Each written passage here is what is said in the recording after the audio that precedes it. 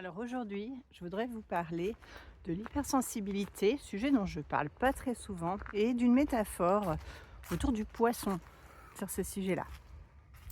Alors, l'hypersensibilité, effectivement, c'est un sujet dont je ne parle pas souvent parce que j'aime pas mettre les gens dans des cases, que ce soit hypersensible, HPI, autiste, TDAH, etc. Ça ne veut pas dire que ça n'existe pas, mais comme c'est aussi un petit peu à la mode, on a aussi tendance à caricaturer beaucoup ces personnes-là. Donc on a aussi tendance à se dire, bah moi je suis comme ci, comme ça, dans telle case. Et donc c'est pour ça qu'on ne comprend pas. Et c'est, bah, tant pis, c'est triste, c'est comme ça. Et on accepte sa situation. Et en fait, il y a quand même d'autres solutions. Est-ce qu'on est obligé d'accepter ça? Est-ce qu'on est obligé de se mettre dans des cases? Donc être hypersensible, bon, il y a plein de définitions, mais si on prend la définition de base, c'est que les sens sont plus développés que la moyenne. C'est l'hyperesthésie. Alors ça peut être tous les sens, ou alors ça peut être un seul sens. Donc les sens, toujours, hein, c'est la vision, l'ouïe, l'odorat, le toucher, le goût. Alors évidemment, on parle plus souvent de la vision, de l'ouïe, l'odorat aussi, dans une moindre mesure. Il y a moins de gens qui sont sensibles à ça. Et donc, ces personnes-là sont très très sensibles à tout ça et elles sont obligées de fuir des situations qui sont désagréables pour elles. Par exemple la foule, par exemple des endroits et des odeurs très fortes, des parfums très forts. Quand elles vont au restaurant, elles entendent le bruit de fond autant que les personnes qui leur parlent. Elles ont énormément de mal à se concentrer sur la conversation. Elles vont noter les moindres détails visuels du non-verbal des personnes autour d'elles. Donc elles vont bien capter leurs sentiments de manière beaucoup plus précise que d'autres personnes.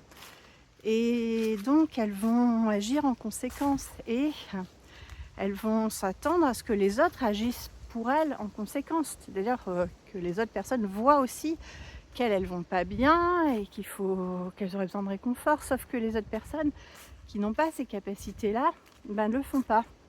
Et donc, ça isole les personnes hypersensibles. Elles se sentent incomprises, elles se sentent toutes seules. Et c'est pas de la mauvaise volonté de la part des autres personnes, c'est juste qu'elles n'ont pas le même mode de fonctionnement, les mêmes sensations.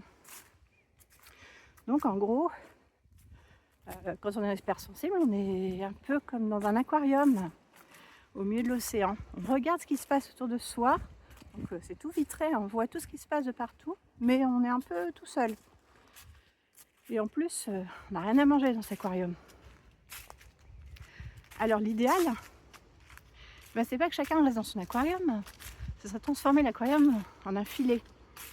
Un filet avec des mailles plus ou moins larges, selon notre humeur du moment, selon notre niveau de préparation aussi. Et le poisson qui est dans son aquarium tout seul, il devient affamé au bout d'un moment.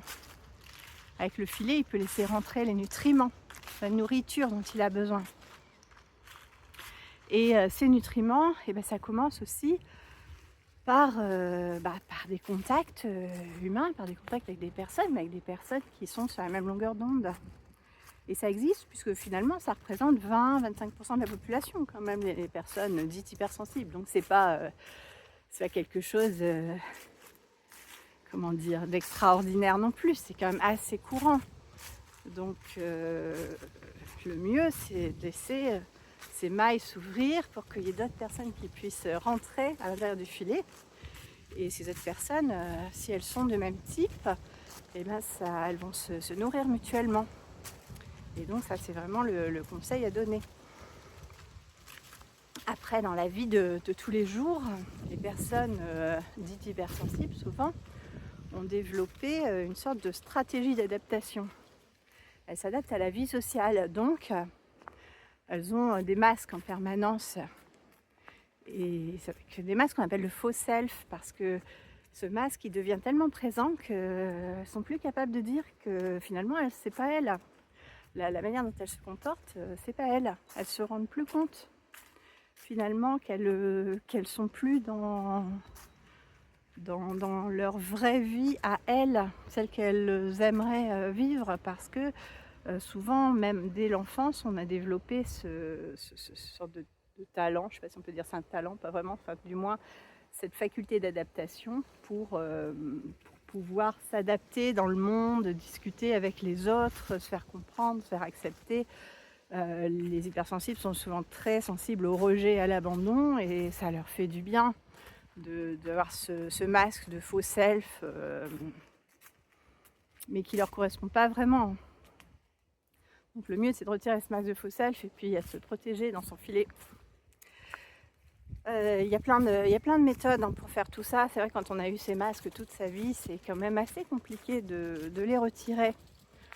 Donc si vous sentez cette espèce de décalage ou ce sentiment de solitude, ça peut être dû à ça. Et dans ce cas-là, ce qu'il faut vraiment, c'est d'aller à la recherche de soi-même, au plus profond de soi, pour comprendre qui on est. Est-ce que les sensations qu'on a sont les mêmes que celles des personnes autour de nous? Et ça vous permet de mieux vous comprendre, de voir le monde différemment. Voilà, alors ça, je vous incite à chercher des informations là-dessus, ou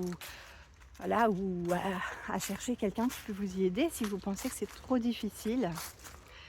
Et n'hésitez pas à me contacter si c'est quelque chose que vous voulez travailler avec moi.